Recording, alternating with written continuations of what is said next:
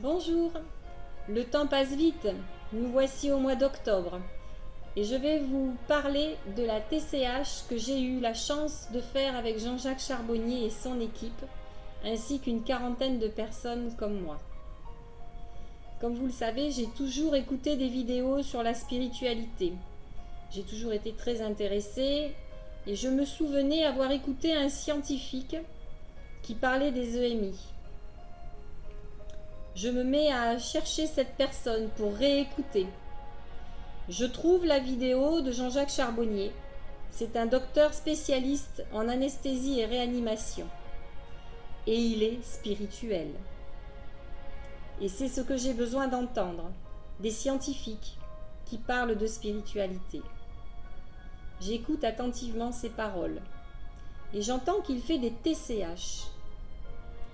Je cherche, je me renseigne, je trouve une page de Facebook et comme le hasard fait bien les choses, il vient sur Bordeaux.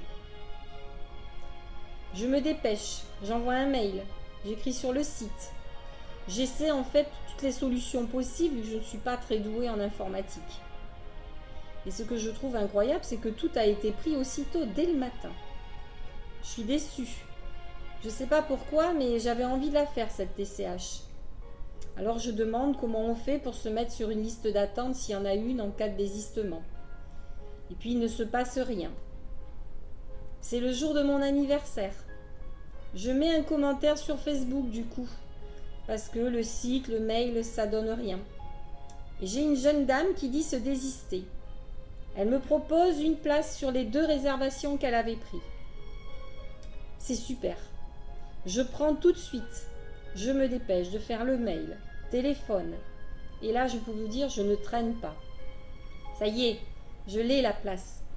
Je vais pouvoir faire une TCH le 4 octobre 2019. Je trouve donc une place par désistement le 1er août, date de mon anniversaire, pour une expérience le 4 octobre. Le 4, 5 et 6 octobre, c'est le rassemblement de la VB Montalivet Freeride 2019, une association créée par Vincent et ses copains pour faire un rassemblement de jets sportifs. Et ils l'ont rebaptisé avec ses initiales pour lui rendre hommage. Décidément, tous ces signes sont forts pour moi. Autant vous dire que depuis que mon fils a rejoint l'au-delà, la maman est un peu étourdie, beaucoup plus qu'avant. Et là, je suis bercée par cette nouvelle vie qui se pointe et je ne veux surtout rien rater. Et alors, la question c'est comment faire pour être dans les meilleures conditions possibles afin de vivre cette expérience au mieux. J'écoute. Et on parle d'une préparation à la TCH en MP3. Je recherche sur le site. Mais je ne trouve pas. Pas évident avec moi, évidemment. C'est gros comme une maison, mais je ne le trouve pas. Bon, je ne suis pas très douée, mais on va faire avec. Alors je cherche. Et puis, il y a une personne que je suis depuis peu de temps, Sylvain Didelot, et il annonce qu'il va recevoir Jean-Jacques Charbonnier. Bon alors là, autant vous dire que j'ai l'impression qu'on me montre le chemin. Il est partout en ce moment, Jean-Jacques. Et j'écoute cette vidéo, il parle de la préparation. Alors c'est pas compliqué, j'envoie un mail à Sylvain Didelot pour lui demander comment faire. Je galère trop, alors j'essaie d'avoir de l'aide. Je ne m'attends pas vraiment à une réponse, car je sais qu'ils sont très très demandés. Eh bien, j'ai une réponse au mail, mais je suis surprise. Et ces personnes sont vraiment sympathiques et à l'écoute. En plus, je l'apprécie beaucoup, ce monsieur. J'ai même entendu qu'il était maître Reiki. Tiens, encore une coïncidence. Ça y est, j'ai le lien pour la préparation. Je lui explique pour mon fils et il me conseille de ne rien attendre. Et il me dit que ses guides lui annoncent que mon fils n'est pas coincé entre 2 mondes et qu'il est heureux dans l'après-vie. Il me dit que nous avons déjà des petits signes de sa part. effectivement. Et je suis vraiment contente. Tout le monde est unanime. C'est vraiment incroyable. Cette fois-ci, j'ai le lien pour la préparation à la TCH. Et je peux vous dire que tous les soirs, je l'avais dans les oreilles. J'ai commencé le 11 août jusqu'au 3 octobre. Première, deuxième, troisième méditation, je commence à voir des choses. Mon fils. Ah ouais, c'est bizarre. J'ai un peu de mal à comprendre. Ou j'ai une imagination qui devient perturbante, ou alors je ne sais pas. Donc je continue à suivre bien la voie de Jean-Jacques au cas où je ne ferai pas comme il faut. Et à chaque fois, je pars. J'essaie d'écouter jusqu'au bout, mais non. Je sais pas, je pars dans un monde imaginaire. Je ne m'endors pas, hein, mais c'est comme si j'étais en voyage. Oui, en fait, c'est comme ça que je le ressens. Alors, je n'écrivais pas tout ce que je vivais à l'époque, parce que je pensais vraiment que c'était mon imagination et que ça n'avait pas vraiment d'importance. Bah oui, je connais mon fils, je ne découvre rien. Je vois des paysages, des personnes. Bon. Et puis je vois aussi qu'on nous conseille d'aller voir une personne qui fait de l'hypnose spirituelle. Ah oui, pourquoi pas. Ben, je vais essayer, je ne connais pas du tout. Nous sommes le 28 septembre 2019. Sur la route que je prends à pied, je vois des inscriptions en vert partout et des 22. Des routes qui doivent être refaites, je suppose, enfin je ne sais pas à quoi ça servait, mais bon, ce chiffre 22 qui revient, et du vert. Cette dame a aussi fait du Reiki, elle en fait d'ailleurs. Bon, décidément, je suis un peu abonnée quand même. Hein. On parle, et je lui dis, mais on ne fait pas une séance d'hypnose? Elle pensait que je n'en avais pas besoin, que j'étais là juste pour avoir des réponses à mes questions sur mon imagination. Donc elle me dit, ok, vous voudriez voir quoi? Ma maman, je ne l'ai jamais vue, et pourtant elle est partie depuis 2011. Et là, elle me dit de fermer les yeux et de l'écouter. Je vois tout de suite ma maman. On se prend dans les bras. Je lui parle et je pleure instantanément. Mais qui me dit que ce n'est pas mon imagination, encore une fois. Elle m'explique que le fait de partir aussitôt et de réagir si vite, c'est un état de transe, comme lorsqu'on écoute de la musique ou une méditation guidée. Ah, bah d'accord. Bon. Cette fois-ci, j'ai fait tout ce que je pouvais pour vivre cette expérience au mieux, ne rien attendre, le lâcher prise. Et là, me voici le 4 octobre. Moi qui n'avais quasiment jamais bougé pour mon évolution personnelle, je n'arrête pas. Mais bon, normal. Pour une maman qui n'a plus son petit près d'elle comme avant, nous sommes en quête et il nous faut savoir à tout prix. L'équipe nous accueille, tous très gentils. Ils nous expliquent pas mal de choses. Jean-Jacques serre la main à tout le monde. Nous sommes environ 40 personnes et on écoute tout le monde. Ce sont des moments où on se sent presque en lien avec toutes ces personnes. Monsieur Charbonnier dit que les personnes qui vivent des drames, un peu comme nous, sont vouées à prendre un chemin spirituel. Ces drames que nous vivons sur cette terre doivent nous amener à une bonne élévation vibratoire dans l'au-delà. Bon, on va dire qu'on est chanceux alors. Hein. En tout cas, en ce moment, je peux vous dire que c'est pas le top. Bon, alors on va faire confiance. Hein.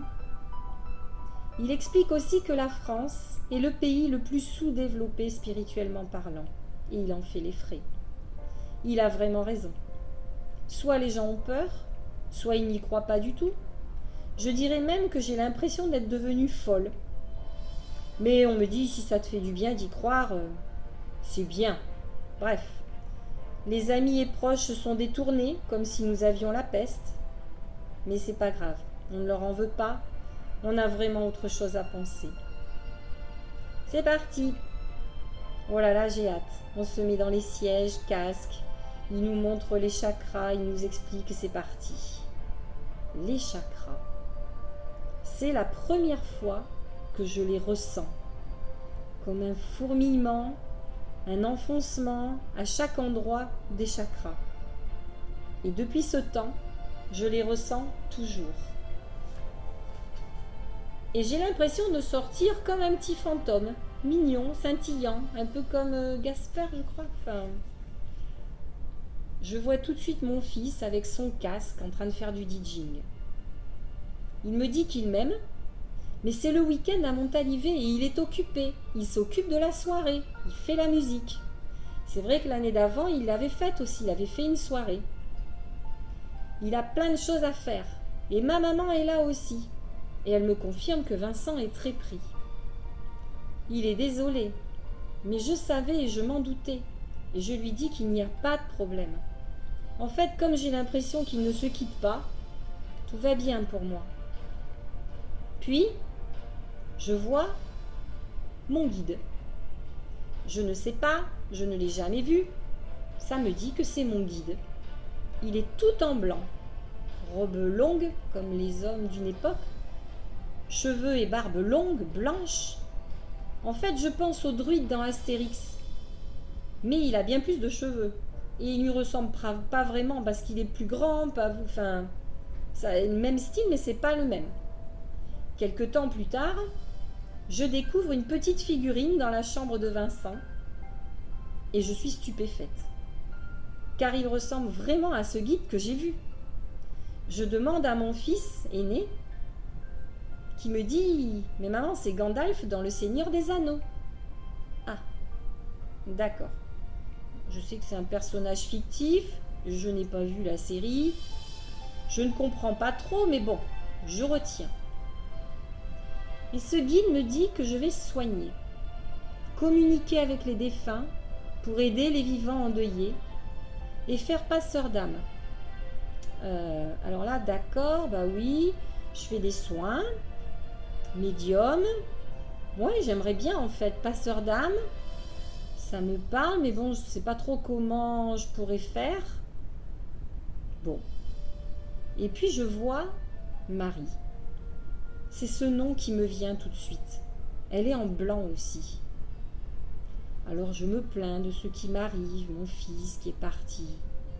Puis je la sens un peu froide, elle me dit « Ça va aller, ça devait être ainsi, tout est juste. » Bon là je me dis... Bon, puis ça peut être encore mon imagination, parce que je ne sais plus si c'est avant, après, je ne sais plus, mais Jean-Jacques a dit que tout était juste, donc c'est peut-être encore mon mental. Je vois mes grands-mères, je ressens mes grands-pères, je pense à eux en fait. Ils sont partis, j'étais très petite, je n'ai pas de souvenirs. Je survole les 2 maisons construites de mes fils, qui est enfin habitée, alors que dans la réalité, ça n'avait pas démarré encore. Je vois mon fils et ma belle-fille avec des enfants. Encore une fois, c'est normal, puisque c'est dans la chronologie de la vie. Et puis je vois défiler des visages au cimetière là où est mon fils. Ça fait comme un négatif de film. Vous savez, un film de l'époque, vous voyez, une bobine qui se déroule. Puis je vois Gilbert. C'est le tonton qui est parti juste avant Vincent. Et Jean Pernin avait cité son prénom. Je le vois grognant. Et puis j'arrive à mon beau-frère qui est parti en septembre. Le visage un peu allongé, défait. Et je lui demande, je ne sais pas pourquoi, s'il veut aller dans la lumière. Et il me dit que non. Je n'y arriverai pas, dit-il, et j'ai pas envie. Et je lui demande, mais ta fille? Je la laisse. Elle est dans la lumière. Bon. Jean-Jacques nous parle d'animaux. J'en vois. Et surtout ma petite Sassy, handicapée d'une patte. Et là, toute joyeuse avec ses 4 pattes, elle gambade. Puis je vois Shadow aussi. C'était notre retriever. Je ressens aussi que l'opération de mon mari n'est qu'un passage insignifiant. Tout ira bien.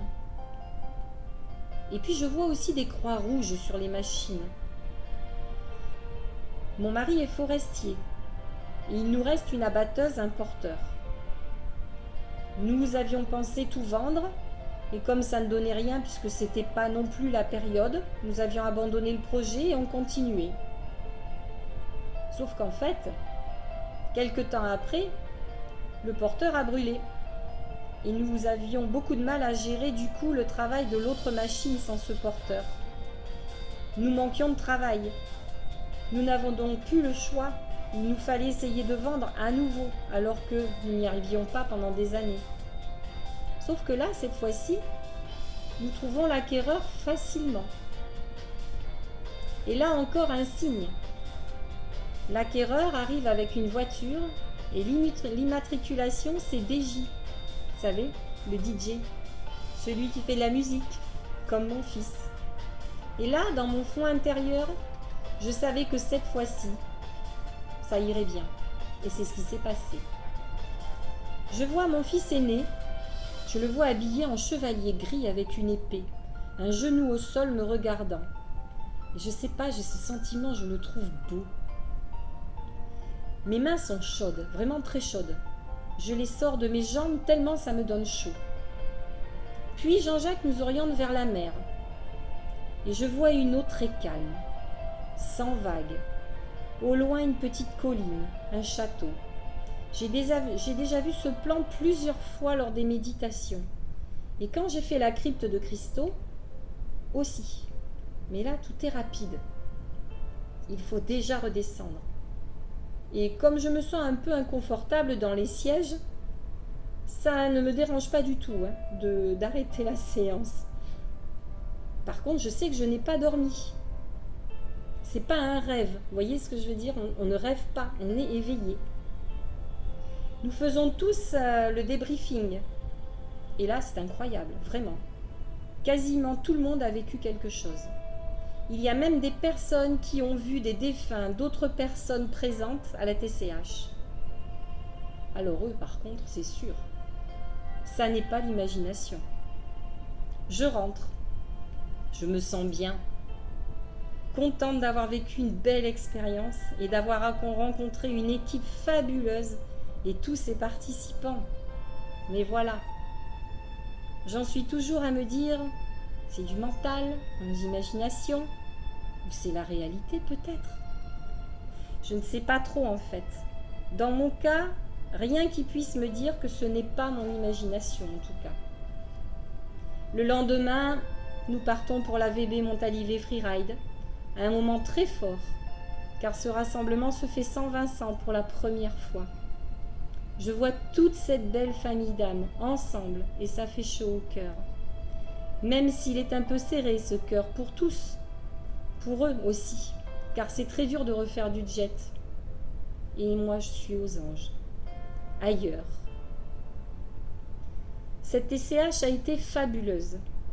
Je suis dans les groupes Facebook, je me suis abonnée, j'écoute et j'ai eu la chance de rentrer en contact avec Jean et Joline, deux femmes fabuleuses et tellement gentilles. Je vous raconterai par la suite ce que j'ai vécu aussi avec elles. Le 20 juillet, ça c'est un petit signe pour moi. Le 20 juillet, Marc Leval, qui est fondateur du groupe ABC Talk, m'envoie un SMS, à moi et à d'autres évidemment. Ma TCH, 1 an après. C'est une première dans l'histoire de la TCH, dit-il, et nous sommes vraiment heureux, ravis et impatients d'écouter votre histoire de TCHiste. Cette émission sera présentée par Jean-Jacques Charbonnier en date du 24 juillet, entre 11 et 12 heures. Merci d'être en ligne pour 10h45 afin que nous puissions faire les derniers réglages nécessaires et une explication technique. Puis le 22 juillet, nous recevons un SMS. Nous avions prévu initialement l'enregistrement de la prochaine émission de Jean-Jacques Charbonnier ce vendredi 11h. En cette période estivale, beaucoup ont la chance d'être en vacances et très souvent des problèmes de connexion Internet, ce qui serait dommageable pour la qualité de notre émission. D'autant que certains participants étaient au Canada, en Australie, en Sardaigne, en Belgique, etc. Aussi, nous avons décidé de reporter l'enregistrement au mois de septembre prochain. Et je n'aurai plus de nouvelles, mais un énorme signe. Ces chiffres qui reviennent en boucle. Le 22, Et surtout le 24 juillet à 11 h, c'est l'anniversaire de mon fils. Le 22, c'est la 22e lettre de l'alphabet, le V de Vincent. Le 11, 11 h, c'est le jour de son départ. Donc vous voyez, nous n'avons que des signes. On parle du Canada. Pensez à y faire un tour pour essayer de voir des 4x4 pour les faire venir. La Sardaigne, ses dernières vacances avec ma belle-fille. La Belgique. Eh oui, d'après mon papa, nous y avons des racines et on en rigolait un peu. Vous voyez, il n'y a pas eu de suite. Mais j'avais déjà tout ce dont j'avais besoin. Un signe de mon fils. Et puis, un petit peu une année après d'ailleurs, le 22 janvier 2022, je reçois un mail, car je suis abonnée. Ils annoncent la première émission avec des personnalités. Tiens, Serge Boutboul, ben je connais bien. J'ai une amie qui fait toujours des stages avec lui. Et je l'écoute aussi. Et il y aura 11 autres émissions programmées. Pas 12 ou 13, 14, non, 11. Alors je fais une petite réponse et je propose aussi de faire venir des personnes lambda comme nous. Pas des personnalités.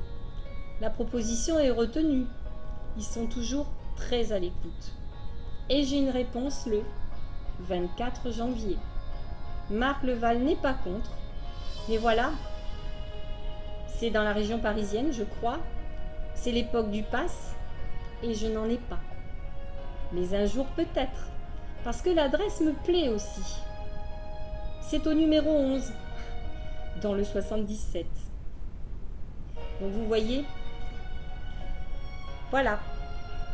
C'est un récit un peu long, car il y a l'avant aussi, et quelques signes pour vous montrer que nous sommes aidés.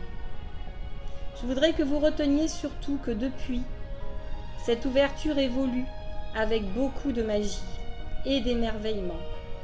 C'est un cheminement qui m'amène à prendre place dans cette immensité énergétique. Des rencontres se mettent en place petit à petit pour me montrer le chemin vers cette connexion dont j'ai besoin pour avancer avec mon fils dans une autre dimension et avec ma famille sur cette terre. Voilà, j'ai terminé mon récit. À bientôt pour d'autres rencontres fabuleuses. Portez-vous le mieux possible et sachez qu'il nous aide à vivre ce bouleversement. Je vous embrasse.